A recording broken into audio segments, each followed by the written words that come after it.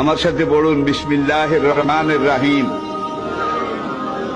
আস্তাগফিরুল্লাহ রব্বি মিন কুল্লি যামবিন ওয়া আতুবু ইলাইহি লা হাওলা ওয়ালা কুওয়াতা ইল্লা বিল্লাহিল আলিয়্যিল আযীম।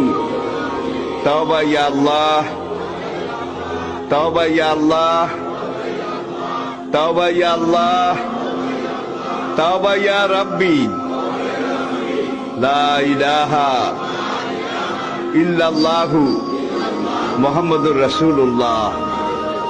আল্লাহর কসম, পিছনের জীবনে সব গুনাহ আল্লাহ মাফ করে দিয়েছে এই তওবার কারণে, সব মাফ করিয়া লাইছে।